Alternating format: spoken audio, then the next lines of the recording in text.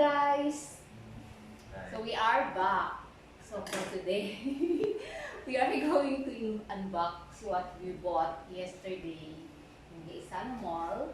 It's the Westinghouse 45 liters oven. Okay? Because palagi na kanyang debate ngayon ay ako pala. So kailangan na ng medyo malaking oven. So we bought this one for 6,500 pesos, less 20%. So all in all, we just paid like 5,200 pesos. Okay, so let's now start unboxing. So by the way, with me is my husband. So if it's unboxing time, kasabay ko talaga si husband.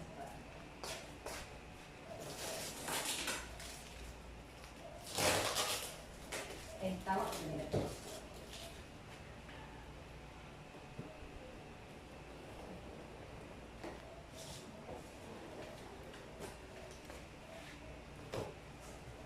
Alright.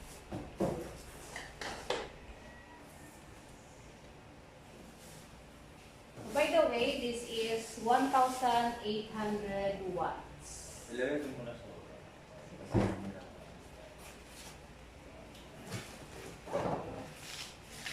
pa-hold na lang sa karton para mabila na ito.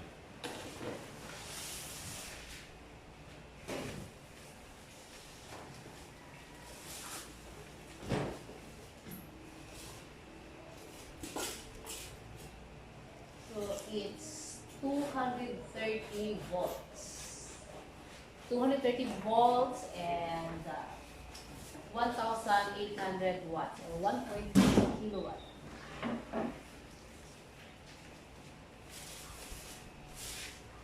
Balik ko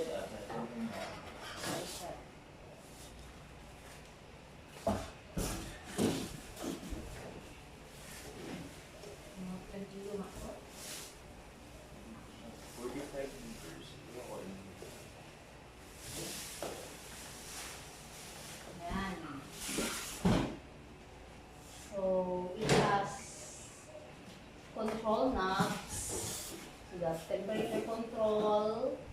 So this is in Celsius and up to 250 degrees Celsius, and it has heat selector here.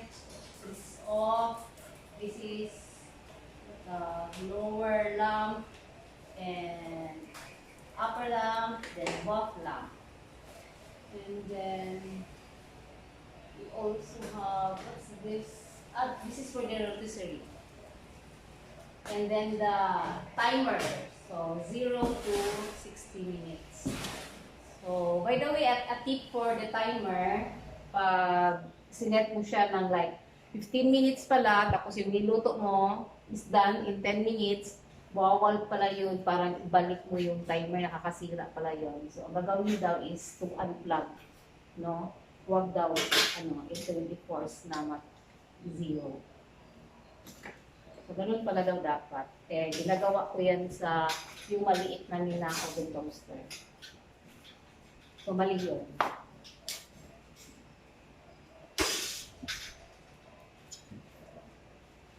So, what do we have here? I guess this is for the, pag may pupunta. It comes with a manual. Where's the manual? manual. Where's the manual? So it comes with the manual. Very cute manual. It's a Westinghouse manual. And then, yan. So that you know kung ano yung mga parts, no? At kung paano gamitin. But when we bought this, the crew have demonstrated to us already how to do this. And by the way, it has the warranty card. And by the way, tip ko pala pag magbili kayo ng mga appliance, dapat pala i-check mo muna kung may available service center ba near you. near your location. Kasi yung nangyari doon sa um, water dispenser namin, bumili kami ng Union na water dispenser, nasira siya in 1 month lang. So, naghanap kami ng service center, wala pa lang available service center in our area here in Davao. So, yan, maghanap kami ng ng magbabayad talaga kami. No? So, yun yung dapat yung alamin when you buy a new appliance. Okay? So, what do we have in the parts? Can you tell them?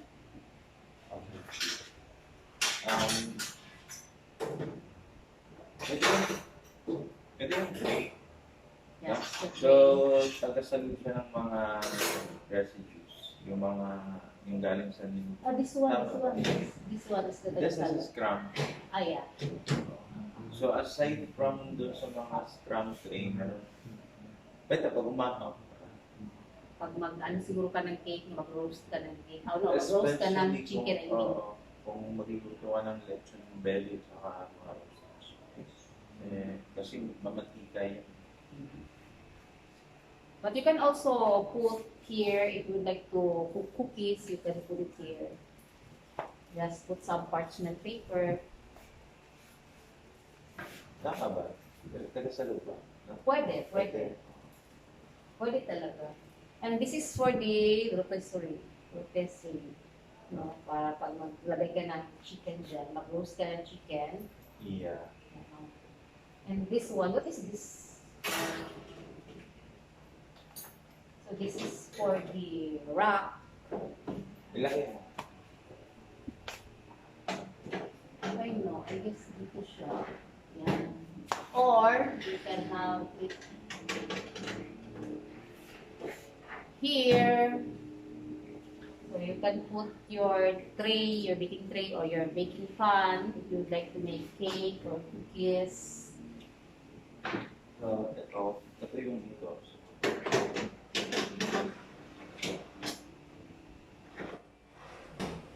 Actually, ito isang rack lang, no? But actually, pwede naman bumili ng isa pang rack sa mga department store.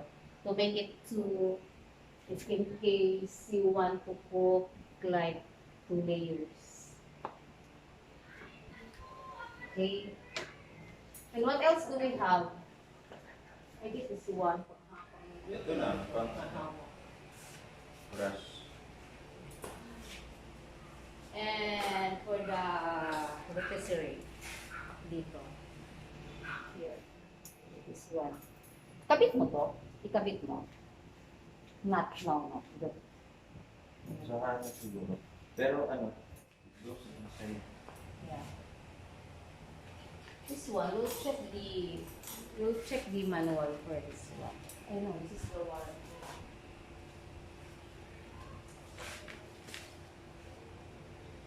Rotisserie handle. This one is the rotisserie handle. And this is for the tray handle. So it's becoming, wait, how do I do this? Try ko lang. Yan. So this one pala, ganito pala yan siya. Pang hawak ng tray, because of course, mainit masyado, di ba? Mainit masyado. So para di mapasok, what's the name of that? It's called a tray handle. So this is naman for the rotisserie handle. And by the way, inside pala, it has, what you call it? Yung convection ba? Oh yeah. Oo, may convection siya yung parang nadidistribute niya yung heat. So, kung may mga areas na hindi masyadong mainit, may convection, may fan, may exhaust, and may fan siya. So, nadidistribute niya for even yung pagka... And it also has a thermostat. The thermostat is important, right? Because pag ma-achieve na niya yung desired heat, so mag-stop na siya mag-heat.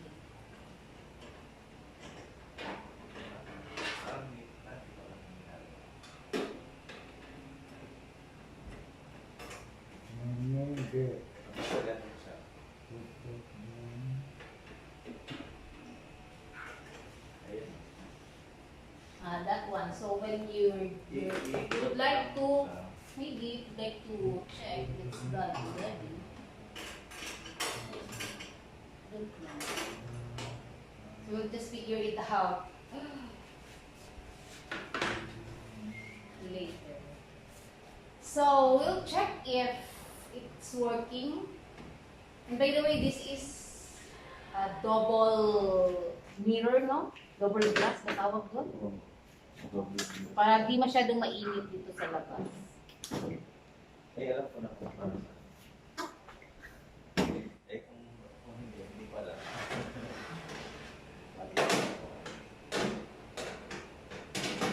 Wait lang.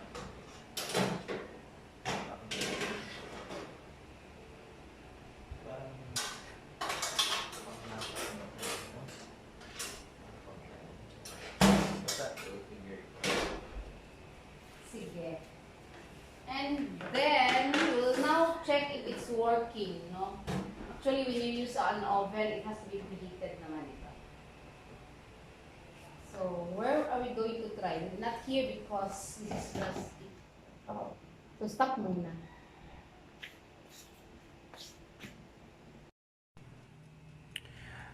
So guys, very important, bago nyo siya gamitin, you have to preheat the oven. You have to heat the oven at maximum temperature for approximately 15 minutes to eliminate packing odor that may remain after shipping.